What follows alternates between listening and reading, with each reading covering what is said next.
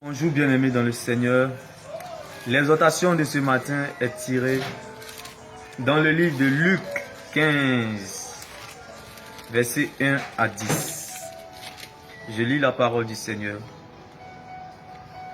Alors Jésus raconte cette histoire. Parmi vous, un homme a 100 moutons et il en perd un. Bien sûr, il va laisser les 99 moutons dans les champs et il va chercher celui qui est perdu jusqu'à ce qu'il le trouve. Quand il l'a trouvé, il est tout joyeux. Il met le mouton sur ses épaules. Puis il rentre chez lui. Il appelle ses amis, ses voisins. Il leur dit, venez, réjouissez-vous avec moi. Oui, j'ai retrouvé mon mouton qui était perdu. Je vous le dis, c'est la même chose. Quand un seul péché change sa vie, Dieu est dans la joie. Sa joie est plus grande que pour 99 justes qui n'ont pas besoin de changer la vie. Bien-aimé, la Bible déclare, il va chercher 99 moutons dans les champs, il va chercher celui qui est perdu. Bien-aimé, j'aimerais annoncer cette bonne nouvelle à quelqu'un. Tu retrouveras ce que tu as perdu, tu retrouveras ce que tu as cherché, bien-aimé. La Bible déclare, les bontés de l'Éternel ne sont point épuisées, ses compassions ne sont pas à l'éternel. Elles se renouvellent chaque matin. Ceux qui se confient en l'Éternel sont comme la montagne de Sion, elle ne change ses points.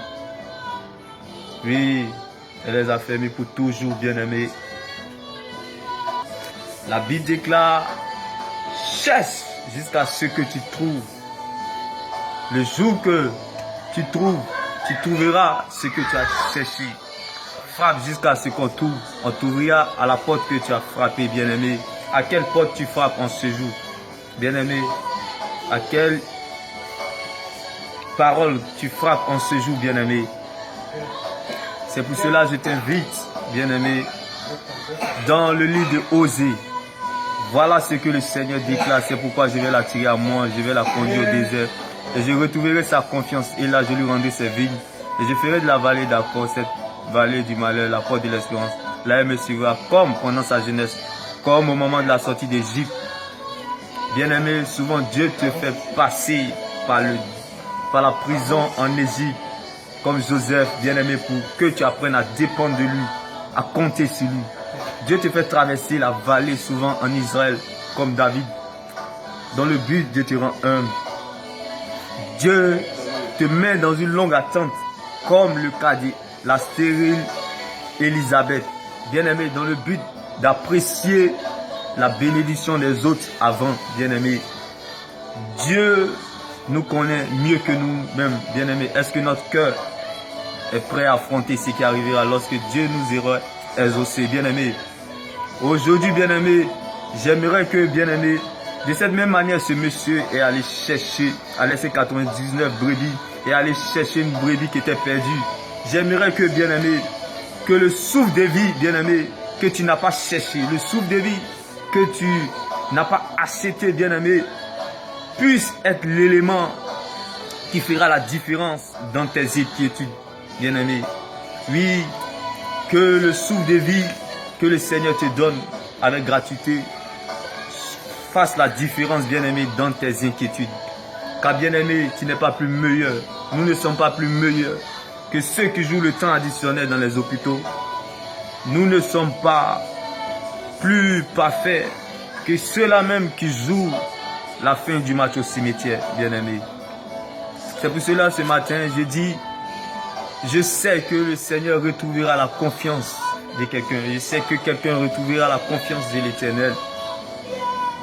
Bien-aimé, la Bible déclare que David, insignifiant qu'il était, bien-aimé, n'a pas eu besoin de diplôme pour finir sur le plafond de tout Israël, bien-aimé, en tant que roi. Joseph, esclave qu'il était, n'a pas eu besoin de naturalisation pour finir sur le toit de tout l'Égypte en tant que gouverneur. Bien-aimé, la faveur divine existe. Et cette faveur divine, j'aimerais que cette faveur t'accompagne, bien-aimé. Si l'Éternel n'a pas oublié Lazare dans la tombe, je ne pense pas que l'Éternel t'oubliera, bien-aimé, toi qui es sur la terre. Si Dieu a pris le risque de ne pas oublier Abednego, Shadrach, Meshach dans la fournaise de feu, Dieu, qu'on a le risque de ne jamais t'oublier aussi, bien-aimé. Bien-aimé, si le Seigneur a pris le risque de ne pas oublier Daniel dans la fosse au lion, prends le risque, bien-aimé. Prends le risque en ce jour que le Seigneur ne t'oubliera jamais, bien-aimé. Prends ce risque-là, bien-aimé. Oui. La Bible déclare que les douleurs rendent humble, comme la stérilité de Sarah. Et que cela soit ton partage, bien-aimé.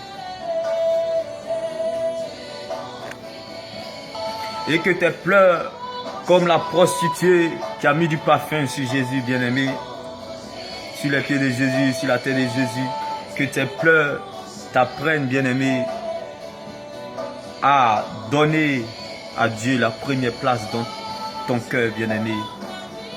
Et qu'à lui seul revienne la gloire, la vie pour l'éternité dans ton existence, au nom puissant de Jésus-Christ. Et sache que c'est dans cette vallée, dans cette prison, dans le désert, dans cette longue attente, que le Seigneur te fixe un rendez-vous, bien-aimé, pour t'emmener dans une autre dimension, une autre grande dimension. Sache-le. Demeure béni, shalom. Il a fallu que Lazare vende un tombeau, bien-aimé, afin qu'il apprécie l'arrivée de la gloire et de la résurrection, bien-aimé. Si tu n'as pas appris à être un sujet de honte, d'humiliation, de maladie, de pauvreté, de mort comme Lazare, tu ne vas pas apprécier la gloire de Dieu quand elle viendra. Tu ne vas pas apprécier la résurrection quand elle viendra. Et que cela soit ta force et ta puissance en ce jour. Demeure béni. Shalom. Comme Pierre, l'apôtre, que l'échec ferme dans ta vie, bien-aimé, que ça soit une occasion pour l'Éternel de t'ouvrir une fenêtre, bien-aimé, qui t'emmènera à ton vrai destin, ta vraie vie, bien-aimé. Et c'est là que Dieu t'attend, bien-aimé, afin que de pêcheur de poissons, tu deviens pêcheur d'hommes, bien-aimé. Comme la Bible dit à la fin du verset, je vous le dis, c'est la même chose. Quand un seul pécheur change sa vie, Dieu est dans la joie.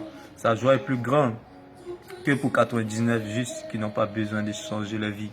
Bien-aimé, pendant que tu es en train de pleurnicher sur ton sort, comme Pierre qui est à la pêche, Dieu t'attend peut-être pour la résurrection d'une fille d'Ocas. Qu'est-ce que tu en sais? Et sache que ton regard n'est pas le regard de l'Éternel. Et tes pensées ne sont pas les pensées de l'Éternel. Que là où tu regardes, le Seigneur le voit. Et ce matin, j'aimerais que, bien-aimé, dans cette réalité dans laquelle tu es confronté, que tu apprennes à voir et non à regarder, bien-aimé. Car, bien-aimé, pendant que Marie et Marthe regardaient la mort de Lazare, Jésus voyait la résurrection. Et ce matin, bien-aimé, j'aimerais que tout ce qui ne glorifie pas le nom du Seigneur dans ta vie, bien-aimé, que cela n'affecte pas, bien-aimé, ta réalité, mais que tu vois en vérité ce que tu es et ce que le ciel a décidé, a programmé et planifié pour toi. Demeure béni. Shalom.